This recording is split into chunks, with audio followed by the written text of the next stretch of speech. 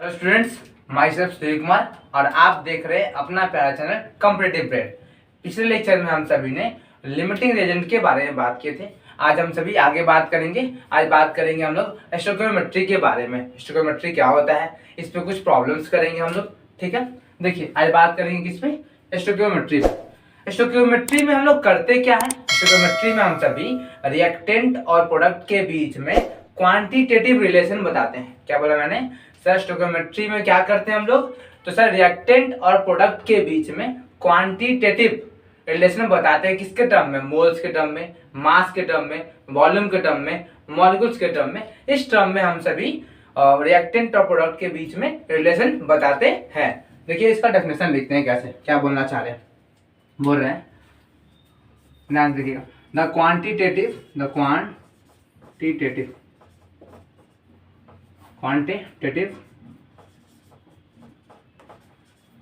relation between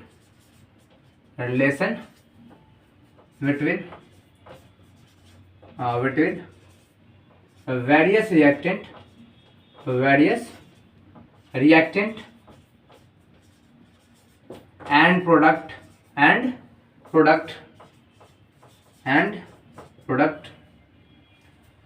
in terms of moles, mass, volume और molecule is called stoichiometry.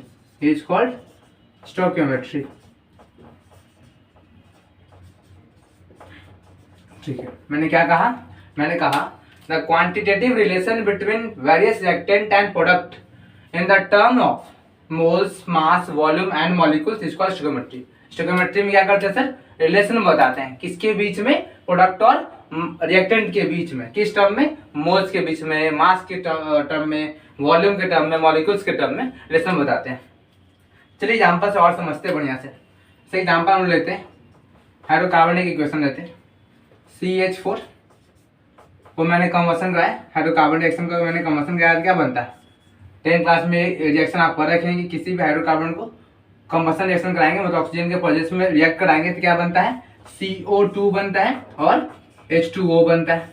ठीक है, अब स्टोइकियोमेट्री तभी लगाएंगे जब आपका रिएक्शन बैलेंस होगा। स्टोइकियोमेट्री लगाने से पहले आप अपना इंश्योर कर लेंगे, चेक कर लेंगे कि जो रिएक्शन दिया हुआ है बैलेंस है कि नहीं। इसको पहले बैलेंस करते हैं। क्या करते हैं इसको, बैलेंस। तो हाइड्रोकार्बन की इक्वेशन को बैलेंस करने का तरीका होता है कि सबसे पहले कार्बन को कीजिए, फिर हाइड्रोजन को कीजिए और फिर ऑक्सीजन को कीजिए। फिर किसको कीजिए, ऑक्सीजन को। सबसे पहले कार्बन को कीजिए, तो यहाँ एक कार्बन, यहाँ भी एक कार्बन, बैलेंस है। यहाँ पे 4 हाइड्रोजन, यहाँ पे 2 हाइड्रोजन थे, यहाँ पे और 2 लगा दिए। हाइड्रोजन कितना हो गया, 4 हो गया। ठीक है, फिर ऑक्सीजन को, ऑक्सीजन यहाँ पे 2 है, यहाँ पे ऑक्सीजन 2 और 2 4 हो गया, तो यहाँ पे 4 कर दीजिए, बैलेंस हो गया। तो कभी भी हाइड्रोकार्बन, किसी भी हाइड्रोकार्बन इक्वेशन को अगर बैलेंस करना है तो सबसे पहले कार्बन को, फिर हाइड्रोजन को और फिर ऑक्सीजन को बैलेंस करेंगे। अगर इतना नहीं करना है तो डायरेक्ट एक बैलेंस हाइड्रोकार्बन का इक्वेशन होता है, उसको भी याद रखिए। CXHY plus X plus Y/4 O2 react करेगा तो क्या बनेगा, XCO2 Y/2 H2O। ये X Y क्या है, number of carbon, number of hydrogen. X है number of carbon present in that hydrocarbon और Y क्या है, number of hydrogen present in that hydrocarbon.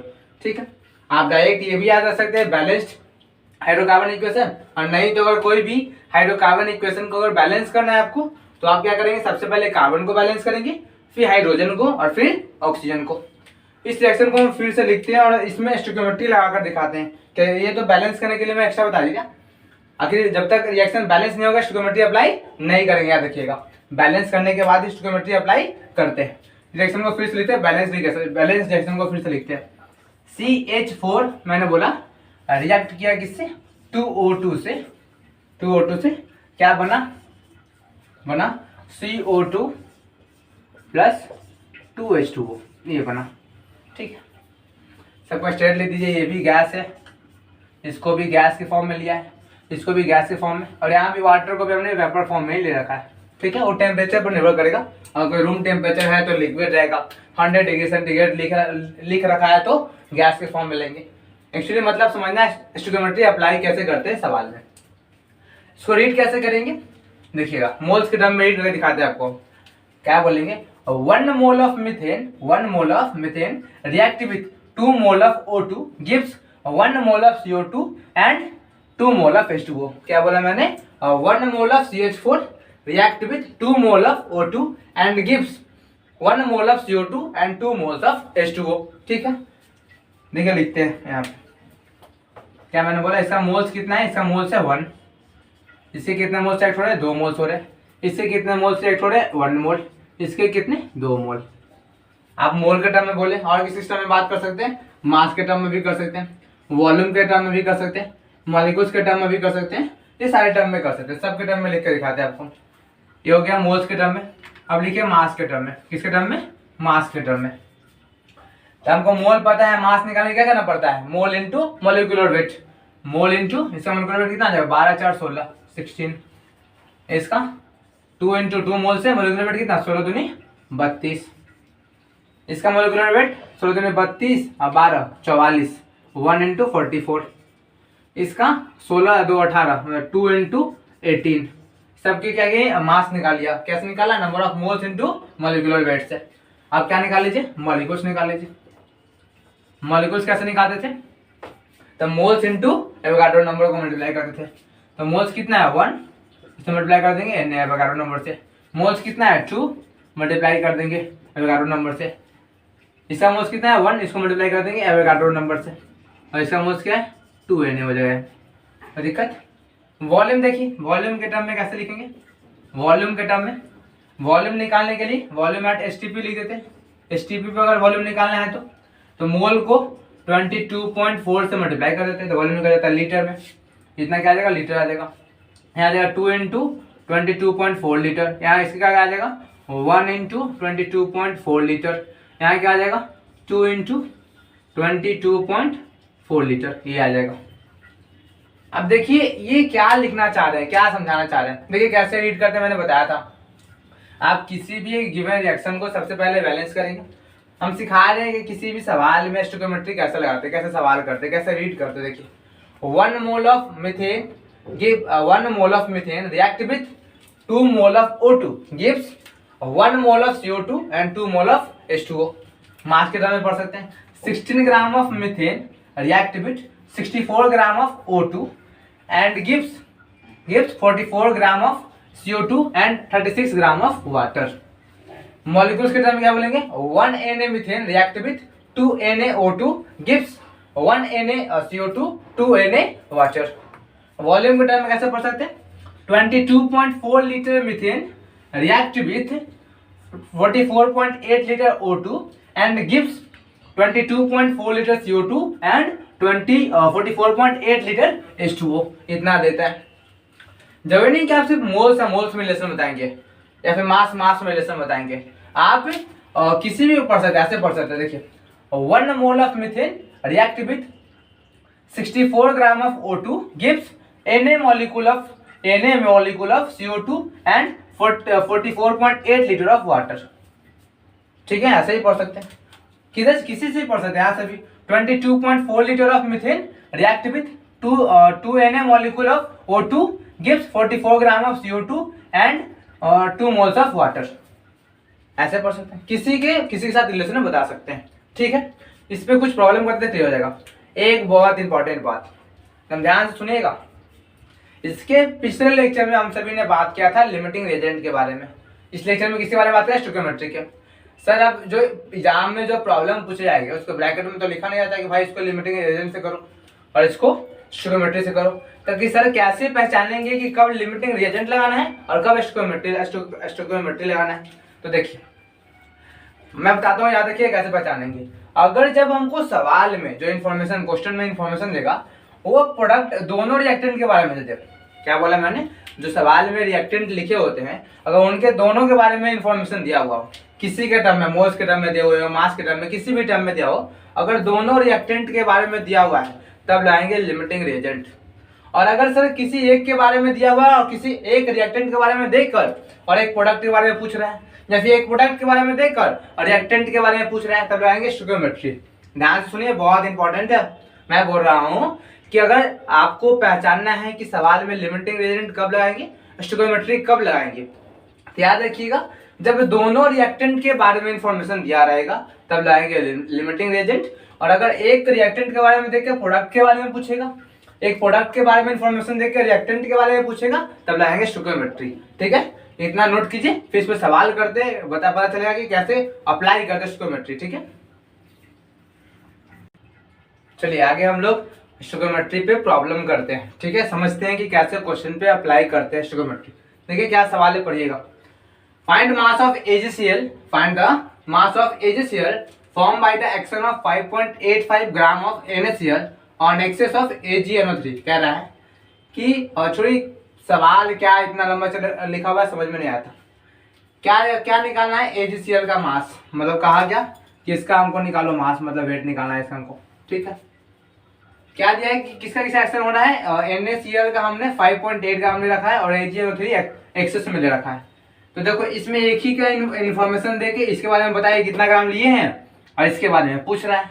अगर इन दोनों के बारे में देता तो लिमिटिंग रिएजेंट लगाते, बट इसको बोल दिया कि एक्सेस में अधिक अमाउंट में ले लिए, इसका एक एक्यूरेट इन्फॉर्मेशन दिया, इसके बारे में देख इसके बारे में पूछता है तो क्या लाएंगे स्टोइकियोमेट्री। एक के बारे में देखकर दूसरे के बारे में पूछता है तो क्या लगाते हैं स्टोइकियोमेट्री। अगर दोनों और ये क्या कहते हैं दोनों रिएक्टेंट के बारे में दिया रहेगा तो क्या लाएंगे लिमिटिंग रिएजेंट। तो इसका वेट दिया हुआ है, इसका भी वेट दिया हुआ है और इसका भी वेट।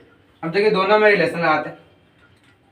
तो एक मोल NaCl से 1 मोल AgCl बनता है। पहले देख लेंगे रिएक्शन बैलेंस है कि नहीं। Ag एक है, Ag एक है, N एक है, यहाँ पे नाइट्रोजन एक यहाँ पे सोडियम यहाँ बैलेंस दिख रहा है ना, ये बैलेंस है इक्वेशन। ठीक है, पहले बैलेंस रहेगा तभी अप्लाई करेंगे, नहीं तो गड़बड़ हो जाएगा।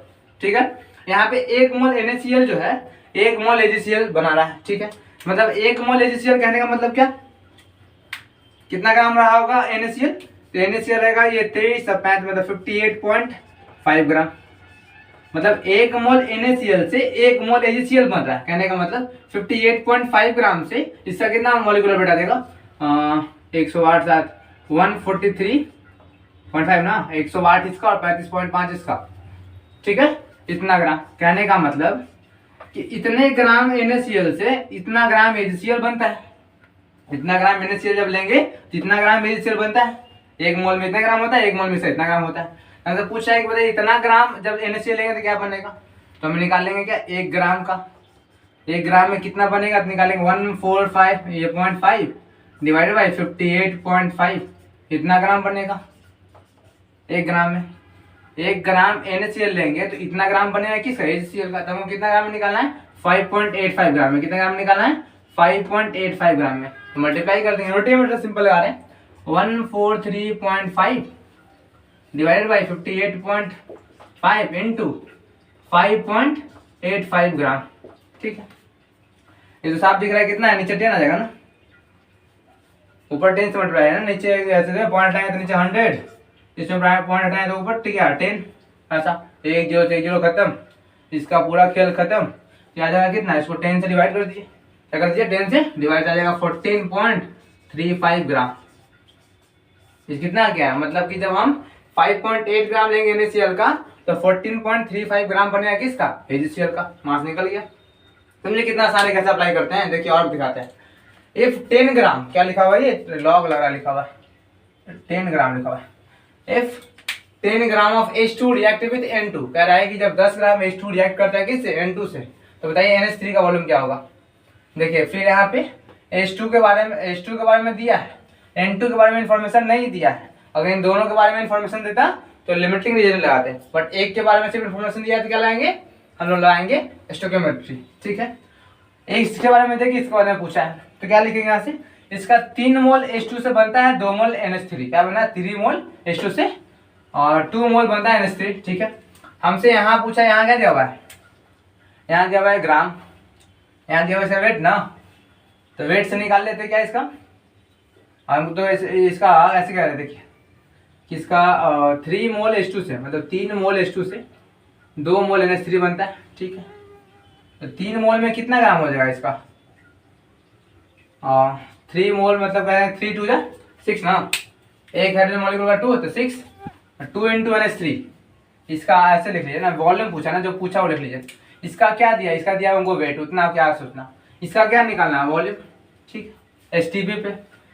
तो इसके मोल क्या कर रहे हैं, जब इसका 3 मोल लिया मतलब इसका 3 मोल में कितना वेट होगा, 3 मोल में इसका कितना वेट होगा, ये एक 3 इंटू, एक मोल में 2 ग्राम, तो 3 में 3 इंटू 2, इसके 2 मोल में कितना बोल देगा 2 इंटू 22.4 लीटर। ये करते हैं, मोल दिया रहता है और वेट निकालना है तो मोलिकुलर वेट से मल्टीप्लाई, मोल दिया हुआ है वॉल्यूम निकालना है तो 22.4 से मल्टीप्लाई। ठीक है, तो कितना आ जाएगा, 6 ग्राम से 44.8 लीटर बनता है क्या, NH3। अगर हम 6 ग्राम हाइड्रोजन लेते हैं, उसको रिएक्ट कराते हैं कि N2 से, तो बनेगा मेरा 44.8 लीटर। हमने कितना हाइड्रोजन ले रखा है, 10 ग्राम। तो 1 ग्राम लेंगे तो कितना आ जाएगा, 1 ग्राम लेंगे तो 1 ग्राम से कितना बनेगा, 44.8 बाई 6, इतना लीटर बनेगा। कितना ग्राम में निकालना हमको, 10 ग्राम में कितना बनेगा, कितना 10 ग्राम में, तो 10 से मल्टीप्लाई कर देंगे, 44.8 डिवाइड बाई 6 इंटू 10, इतना लीटर बनेगा, इतना लीटर बनेगा। सॉल्व कर लीजिएगा, ठीक है ना। देख रहे किस तरीके से आइडेंटिटी मेथड, वेट वॉल्यूम में वेट में रिलेशन बताकर आसानी से क्वेश्चन को बना दे रहे हैं। स्टोइकोमेट्री अप्लाई करने से पहले रिएक्शन बैलेंस होना जरूरी है, इतना नोट कीजिए, फिर कुछ और प्रॉब्लम कराते हैं। चलिए आगे कुछ और प्रॉब्लम करते हैं स्टोइकोमेट्री पे। ठीक है, देखिए पढ़िएगा, assuming the petrol is octane, जो पेट्रोल है वो क्या है, ऑक्टेन कंपाउंड है, उसका डेंसिटी कितना चाहिए, इतना कह रहा है, इतना litre petrol consume, complete combustion will consume X moles of O2। पहले रिएक्शन लिख लेते हैं, ऑक्टेन बोला ऑक्टेन, ऑक्टेन का फॉर्मूला C8H18। ठीक है, इसको क्या क्या करा रहे, कंबशन करा रहे, क्या करा रहे, कंबशन, मतलब O2 के साथ रिएक्ट करा रहे होंगे। ठीक है, कंबशन हाइड्रोकार्बन का क्या बनता है, CO2 और बनता है H2O, ये बनता है। तो 10 से फर्क है कि किसी भी हाइड्रोकार्बन को ऑक्सीजन से रिएक्ट कराते हैं तो CO2 और H2O बनता है। ठीक है, देखिएगा पहले हमने बोला स्टोइकोमेट्री लगाने से पहले रिएक्शन को बैलेंस करेंगे, रिएक्शन बैलेंस कीजिए, यहाँ पे 8 है तो 8 HCO बनता है, 18 मतलब यहाँ पे क्या हो जाएगा 9 H2O। बैलेंस करने के लिए बैलेंस केमिकल इक्वेशन लिखा था, स्टार्टिंग में बताया था, डायरेक्ट बैलेंस कर दे रहे हैं यहाँ पे। यहाँ हो गया ये इतना 8 16 16 9 25 25 बाई 2 मोल्स इसके। ठीक है, ये मैंने क्या कर दिया, बैलेंस कर दिया इसको, इस इक्वेशन को। ठीक है, अब देखिए कैसे पढ़ेंगे, इसका 1 मोल CH18 से 25 बाई 2 मोल ऑफ O2 बनता है, इसके 1 मोल से इसका 25 बाई 2 मोल बनता है। इसके 1 मोल में क्या बोल रहा है, इसका क्या दे रखा है, डेंसिटी और लीटर दे रखा है, मतलब यहाँ से मास निकाल सकते हैं। मास इक्वल टू क्या होता है, मास इक्वल टू होता है डेंसिटी इक्वल टू होता है मास बाई वॉल्यूम। तो डेंसिटी पता है तो मास इक्वल टू क्या हो जाएगा, D इंटू V। तो डेंसिटी कितना है, डेंसिटी है 0.8 ग्राम पर ml है, तो इसको भी ml में कर दीजिए, 4.25 ml, तो हो जाएगा 1425 ml हो जाएगा ये। इसको मल्टीप्लाई करेंगे तो कितना आ जाएगा, 0.5 को 1140 ग्राम पर ml, देख लीजिएगा मल्टीप्लाई करके ये आता है। ठीक है, इतना आ जाएगा, इसको भी रहने दीजिए, यहाँ बात करते क्या बात करना है, ये साइड में कैलकुलेशन के लिए इतना दिया हुआ है, पूछ रहा है इतना ग्राम, सॉरी मास निकाले ना, ml क्यों, ये मास निकाला था, इतना ग्राम लिए हैं क्या हम लोग, CH818 नहीं, इतना ग्राम आगे बात करते समझ में आएगा। पहले यहाँ पढ़ते हैं, 1 मोल जो है ऑक्टेन रिएक्ट करता है कितने से, 25 मोल ऑफ O2 से। ठीक है, 1 मोल में से कितना ग्राम होगा, 1 मोल में तो क्या से 12 8 96 और 18 कितना, 8 से 14 1 9 10 11 114, कितना आ गया 114 ग्राम। इसका 1 मोल में 14 ग्राम, 114 ग्राम से 25 बाई 2 मोल क्या करता है, O2 रिएक्ट करता है, मोल्स ऑफ O2 रिएक्ट करता है। ठीक है, मतलब हमसे पूछ क्या रहा है कि जब हम ऑक्टेन का इस कंपाउंड का हाइड्रोकार्बन का 114 ग्राम लिए थे तो 25 by 2 mole of O2 react किया। ठीक है, 1 मोल हमसे, अगर हमसे पूछ रहा है कि इसका कितना ले रहे हैं, इतना, हमें इस ऑक्टेन का इतना ग्राम लिए हैं तो कितना मोल O2 कंज्यूम होगा। अगर 1 मोल अगर वो कंज्यूम होता क्या ऑक्टेन, तो इतना मोल ऑफ O2 कंज्यूम होता। बट पूछ रहा है क्या हमसे, पूछ रहा है कि 1140 ग्राम जब हम लेंगे ऑक्टेन का तो कितना मोल O2 कंज्यूम होगा। तो इतने ग्राम में इतना मोल होता है, यहाँ से निकालो, 1 ग्राम में क्या निकालेंगे, 1 ग्राम हो जाएगा कितना 125 बाई 2 डिवाइडेड बाई 114, कितना ग्राम में निकालना है, इतने ग्राम में, तो 1140 ग्राम इक्वल टू क्या हो जाएगा 25/2 गुने 114 मल्टीप्लाई 1140, इसको किए तो यहाँ से 10 बार में, ये 2 से 5 बार में, 2 से 1114, ठीक है ना, 40 10 बार 114, 12 96 18 14 9 1 10 11, सब कुछ सही है ना, ठीक है। तो देखिएगा कितना आ रहा है 10, 1 ग्राम का निकाले तो 125/2 गुना 114, इसको इतना से मल्टीप्लाई 10 आया, ठीक है। तो 2 से 5 25 25 125, कितना आ गया 125 लीटर। कैलकुलेशन देख लीजिएगा अगर सब सही है तो सही है। एक्चुअली मेथड पे ध्यान दीजिएगा, क्या कर रहे हैं, हमको दिया यहाँ पे दिया मास दे दिया था, और मास और मोल्स में रिलेशन था, क्या था मास और मोल्स में, इसका मास और इसका मोल्स निकालना था। एक देख और दूसरा पूछ रहा है, अगर दोनों दे देता तो लिमिटिंग से सवाल करते, ठीक है। तो ये 125 लीटर किसका आ गया, सॉरी ये 125 लीटर लिख रहा हूँ, मोल्स ना, क्या है इतना मोल्स, क्या निकाल रहे थे कितना मोल्स O2 आपस में रिएक्ट करेगा। तो हम बोले फिर से समझिएगा, अगर दिक्कत हुआ तो फिर से समझाता हूँ। मैंने कहा एक पेट्रोल है जो कि ऑक्टेन है, ठीक है, जिसकी डेंसिटी इतना और उसका वॉल्यूम इतना दिया हुआ है।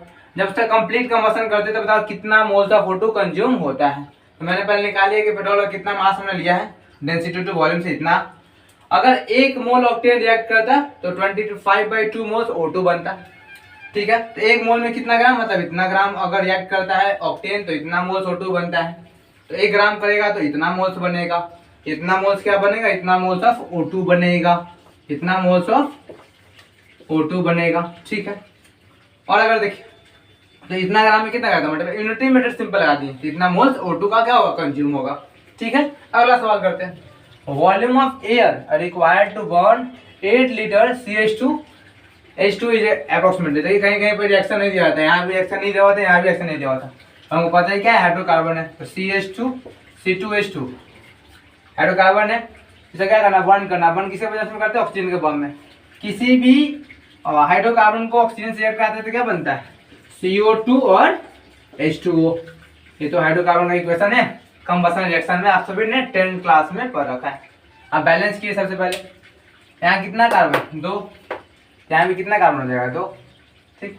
यहाँ पे हाइड्रोजन देखिए 2 हाइड्रोजन, यहाँ पे 2 हाइड्रोजन पहले से, ठीक है। ऑक्सीजन यहाँ पे कितना होगा 2 2 4 और 1 5, और यहाँ पे तो 2 ही है, यहाँ कर दीजिए 5/2, क्या कर दीजिए 5/2, ठीक हो गया बैलेंस।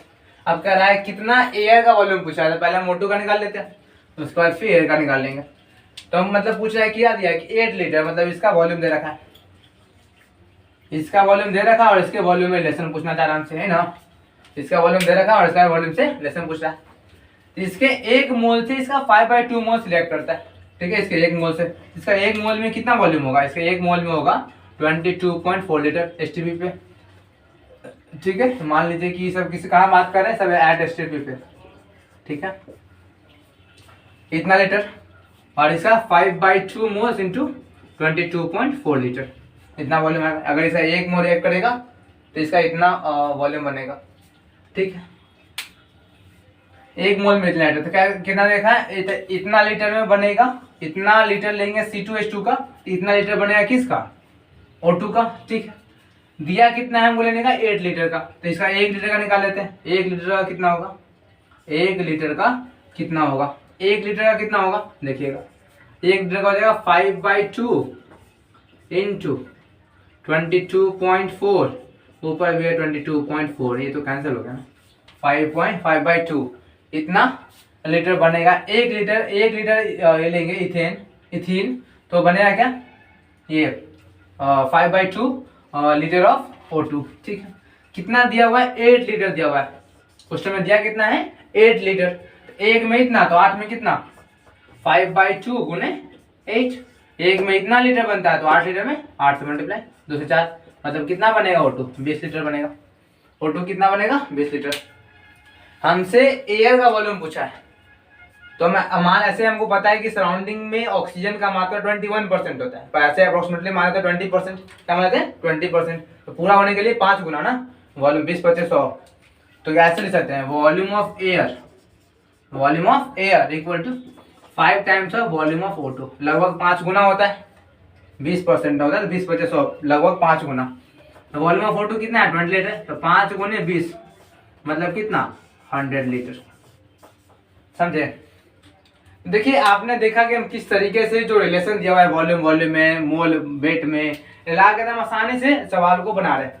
तो सवाल देख के ही लोग डर जाते हैं। तो आपको मतलब जो टीचर पढ़ा रहे हैं मोल कॉन्सेप्ट, उनकी रिस्पॉन्सिबिलिटी होती है कि मोल कॉन्सेप्ट पे सॉल्व प्रॉब्लम कराएं और दिखाएं कि कैसे किसी भी कॉन्सेप्ट को आसानी से सवाल पे अप्लाई करते हैं। आप मोल कॉन्सेप्ट के जितने सॉल्व प्रॉब्लम देखेंगे उतना आपका कॉन्सेप्ट क्लियर होगा, उतना पता चलेगा क्वेश्चन पे कैसे सवाल पे कैसे कॉन्सेप्ट को अप्लाई करते हैं।